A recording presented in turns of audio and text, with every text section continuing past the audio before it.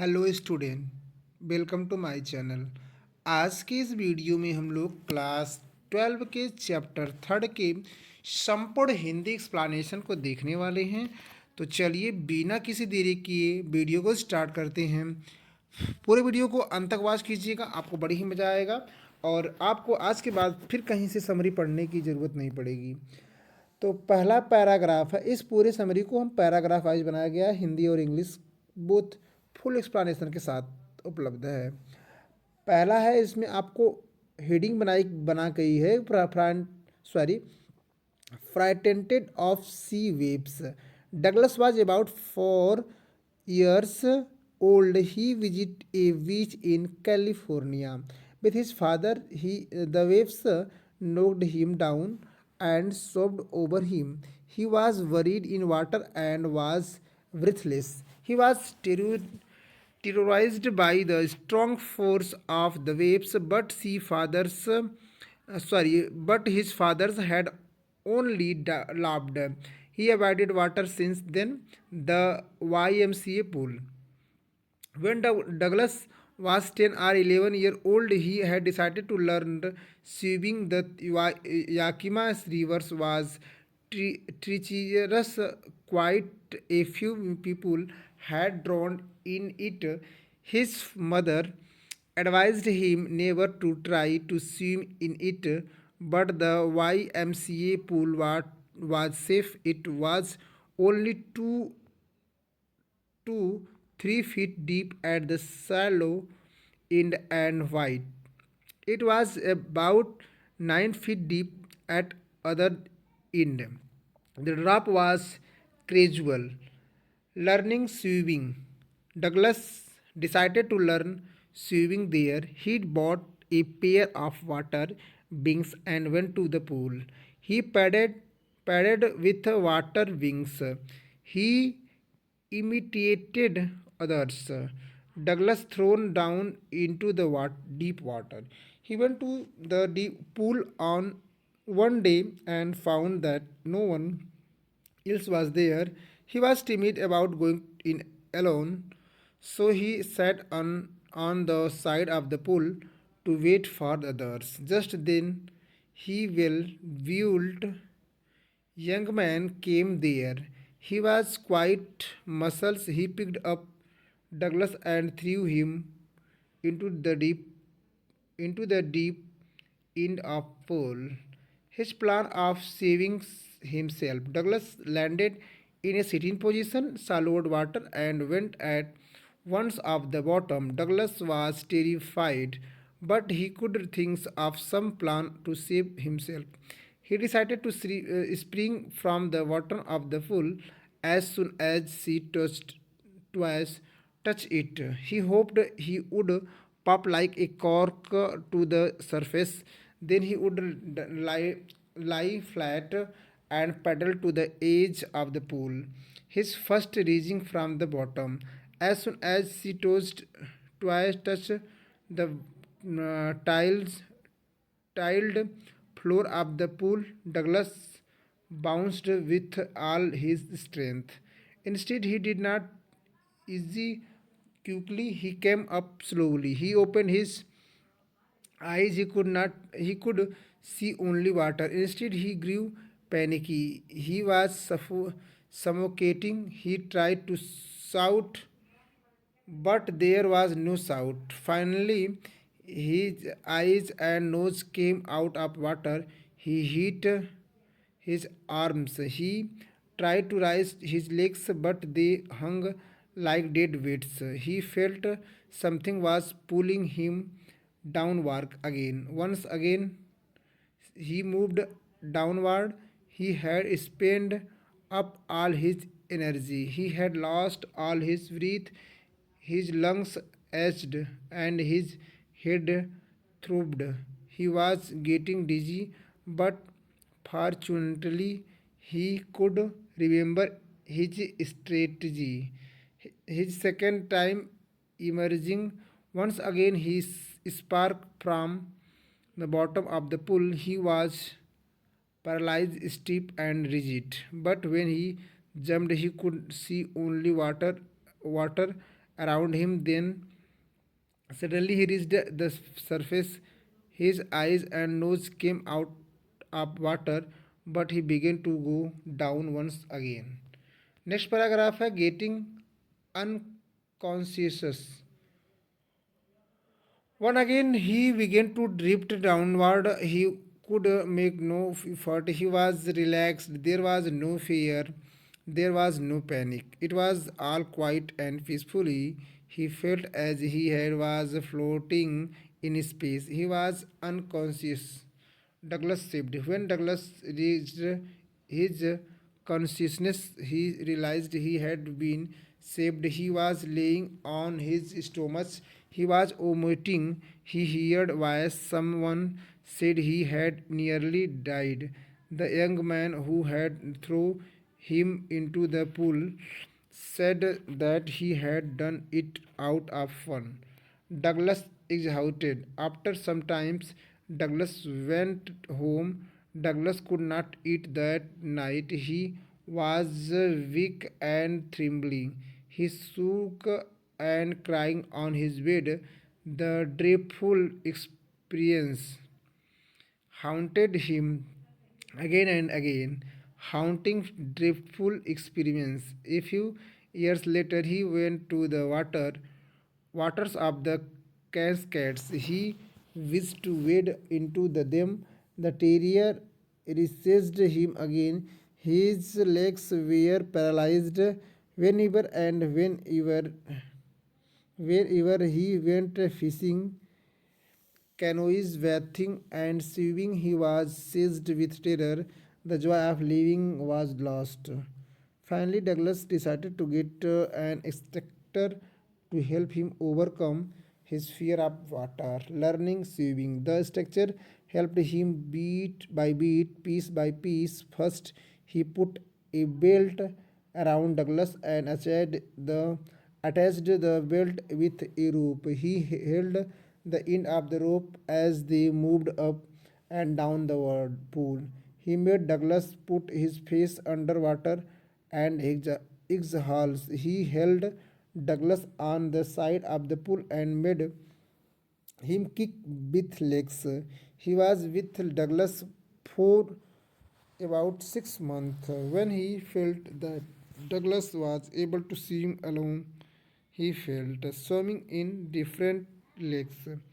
After the training was finished, Douglas wondered if he would be terror stricken when he would be alone in the pool.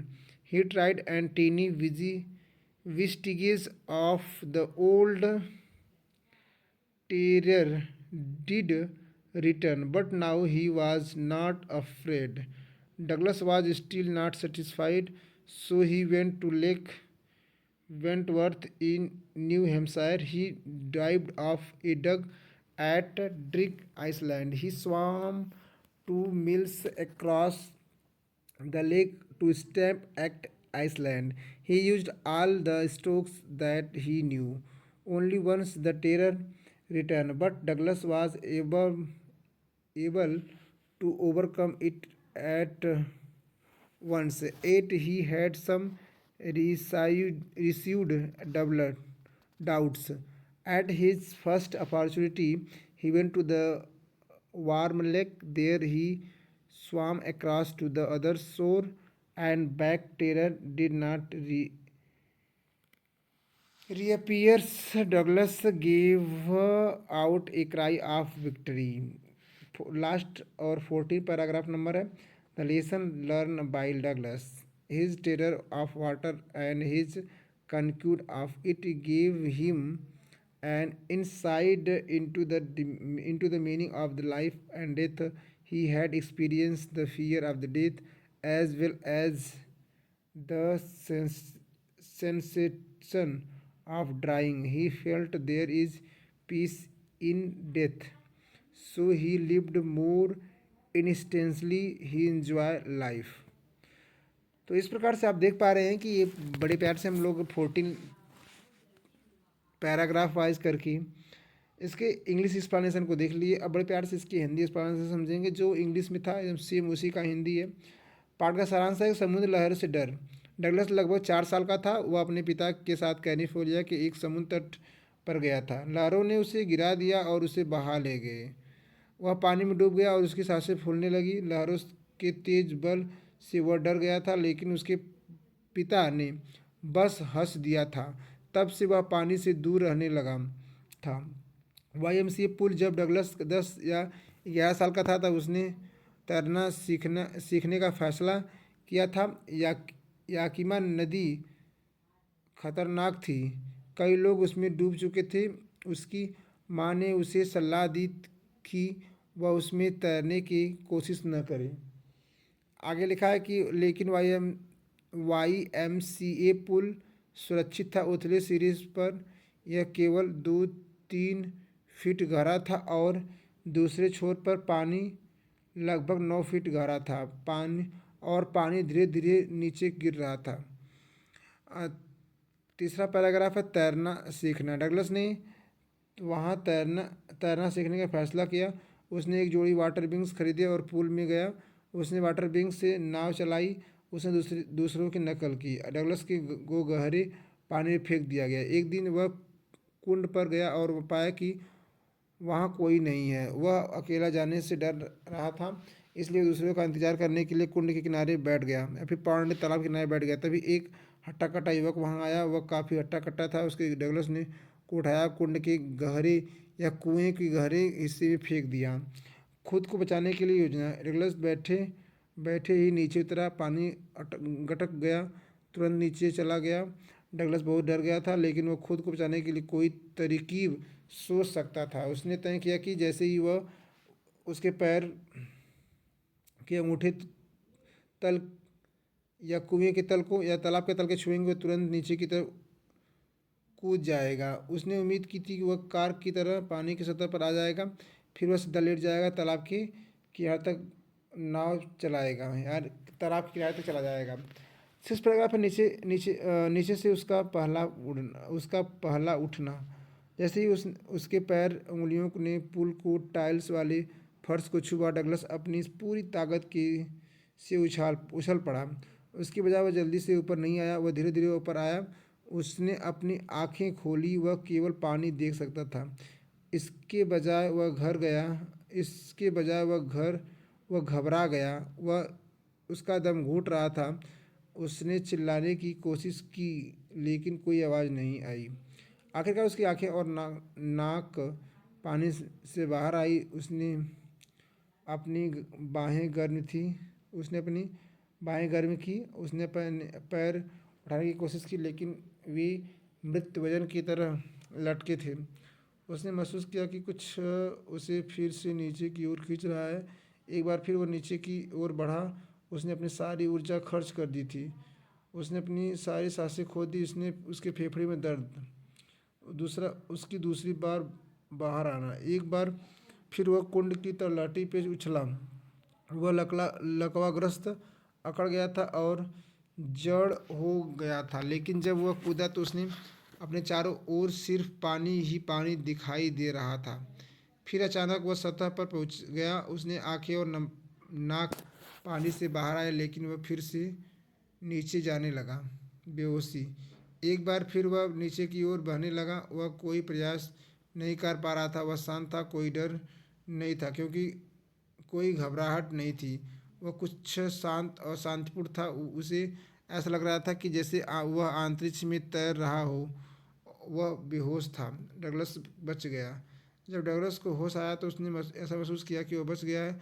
वह पेट के बल लेटा हुआ था। उसे उल्टी हो रही थी। उसने आवाज़ें सुनी। किसी ने कहा कि वह लगभग मर ही गया था। इस युवक ने उसे कुंड में फेंका था। उसने कहा कि उसने मजाक में ऐसा किया था। डगलस थक गया। कुछ देर के बाद डगलस घर चला गया।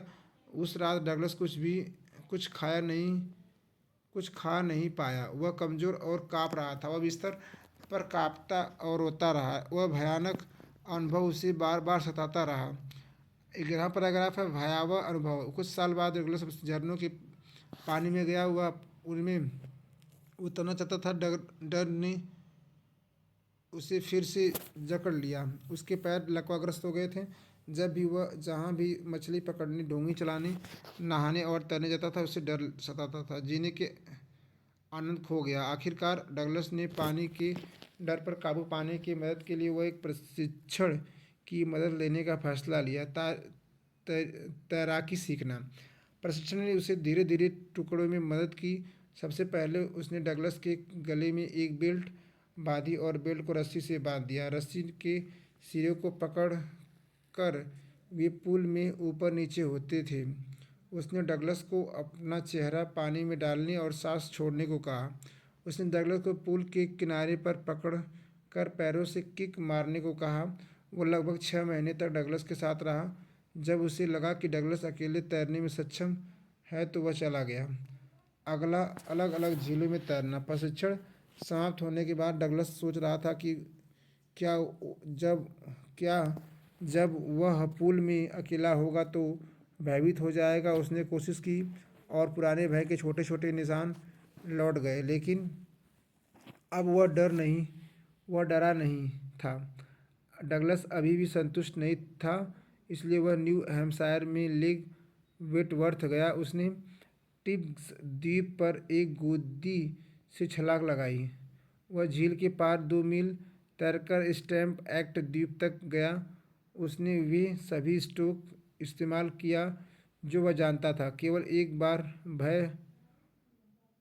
भय लौटा, लेकिन डगलस उसे तुरंत दूर करने में सक्षम था। फिर भी उसके मन में कुछ संदेश बचे थे।